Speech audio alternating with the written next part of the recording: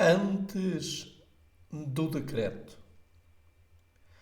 Gostaria que os meus queridos irmãos e amigos me pudessem acompanhar na leitura de Sofonias, capítulo 2, versículo 1 até ao versículo 3.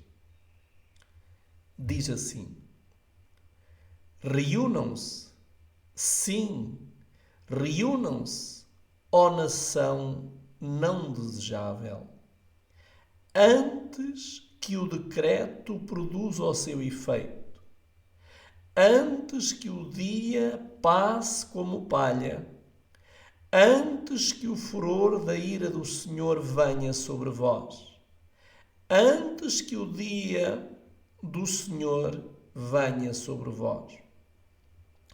Buscai o Senhor, vós todos os mansos da terra, que tendes moldado o seu juízo. Buscai a justiça, buscai a mansidão. Pode ser que sejais escondidos no dia da ira do Senhor. Queridos amigos e amigas, este sério aviso vindo da boca do profeta, ordenado a ele pelo Senhor, tem como objetivo nos proteger no dia do juízo de Deus. E aqui diz: pode ser que sejais escondidos no dia da ira do Senhor. A mensageira do Senhor, falando sobre esta passagem, ela diz assim: terrível quadro de condição do mundo foi apresentado diante de mim.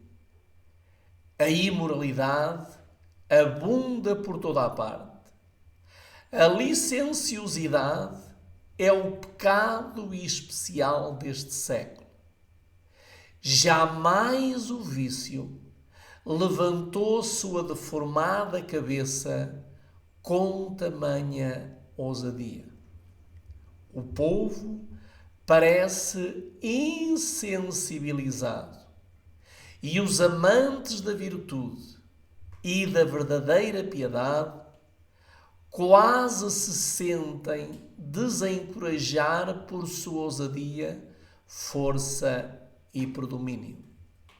Superabundante iniquidade não está confinada meramente ao incrédulo e ao escarnecedor. Oxalá fosse este o caso, mas não é. Muitos homens e mulheres que professam a religião de Cristo são culpados. Mesmo alguns que professam estar esperando o seu aparecimento não estão melhor preparados para este evento que o próprio Satanás. Não se estão purificando de toda a poluição. Portanto, por tanto tempo, têm eles estado a servir os seus desejos sensuais, que lhes parece natural ter pensamentos impuros e imaginação corrompida. É-lhes tão impossível levar os pensamentos a demorar-se em coisas santas e impuras, como seria mudar o curso do Niágara e fazer que suas águas subam em direção opostas às quedas. Todo cristão devia aprender a conter suas paixões e a deixar-se controlar pelo princípio. Se a lascívia, poluição, adultério, crime e assassínios estão na ordem do dia entre os que não conhecem a verdade e que recusam ser controlados pelos princípios da palavra de Deus, quão importante é que a classe dos que professem ser seguidores de Cristo, intimamente associados a Deus e aos anjos, mostrem-lhes melhor e mais nobre conduta. Esta passagem está escrita no Lar Adventista 328 e 329. Diz-nos a mensageira do Senhor: Satanás está agora usando cada artifício neste tempo do selamento, a fim de desviar a mente do povo de Deus da verdade presente e levá-los a vacilar. Vi que Deus estava estendendo uma cobertura sobre o seu povo, a fim de protegê-lo no tempo da angústia, e que cada alma que se decidia pela verdade e era pura do coração, devia ser coberta com a proteção do Todo-Poderoso. Como nós lemos no capítulo 2 de Sofonias, a palavra de Deus diz-nos, logo na parte final, no versículo 4, diz assim: buscai a mansidão, pode ser que sejais escondidos no dia da ira do Senhor. E a mensageira, comentando esta passagem, ela diz: vi que Deus estava estendendo uma cobertura sobre o seu povo, a fim de protegê-lo no tempo da angústia. E agora notem, e que cada alma que se decidia pela verdade e era pura do coração, devia ser coberta com a proteção do Todo-Poderoso. Gostaria de ler mais um comentário da mensageira do Senhor.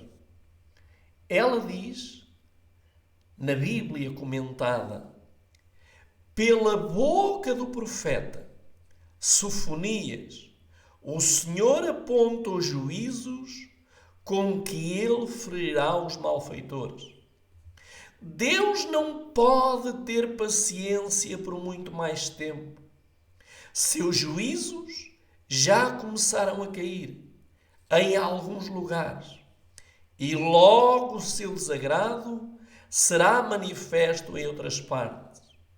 Haverá uma série de acontecimentos que revelarão que Deus é o Senhor da situação. A verdade será proclamada em linguagem clara e inequívoca. Testemunhos para a Igreja, volume 9, página 95 e 96.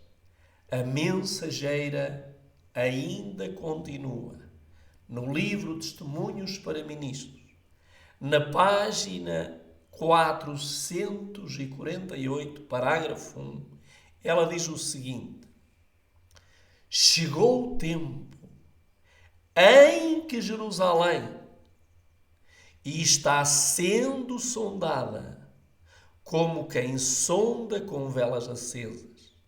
Deus está trabalhando na investigação do caráter, pesando o valor moral e pronunciando decisões sobre os casos individuais.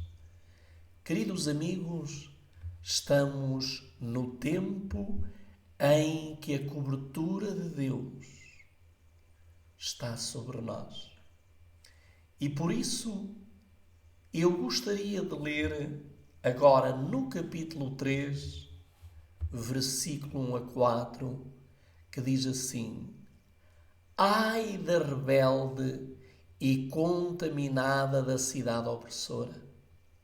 Não obedeceu à sua voz, não aceitou o castigo, não confiou no Senhor, nem se aproximou do seu Deus. Os seus príncipes são leões, rugidor no meio dela. Os seus juízes são lobos da tarde, que não deixam os ossos para amanhã. Os seus profetas são livianos, homens aleivosos. Os seus sacerdotes profanaram o santuário e fizeram violência à lei. Queridos amigos, esta não só é a condição do mundo em que vivemos, mas é a condição daquele que se diz e chama povo de Deus. Notem o que a Santa Palavra diz. Diz claramente: os seus príncipes são leões, os seus juízes são lobos, os seus profetas são livianos, os seus sacerdotes profanaram o santuário e fizeram violência à lei. Queridos amigos, o que Sofonias nos está a apelar é que façamos uma análise da nossa vida. Pensemos quem está a dirigir a nossa vida. Os leões, os lobos, os profetas levianos, os sacerdotes que profanam o santuário, fazem violência à lei de Deus. Quem nos está a conduzir? Gostaria de terminar com aquilo que nos diz Ezequiel 7, 13 e 8.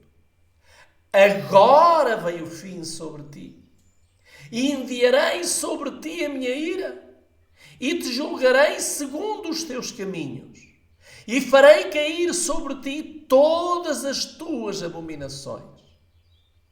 Portanto, esperai-me, diz o Senhor, no dia em que eu me levantar para o despojo, porque o meu decreto é juntar as nações e congregar os reinos para sobre eles derramar a minha indignação e todo o ardor da minha ira, porque toda esta terra será consumida pelo fogo do meu zelo.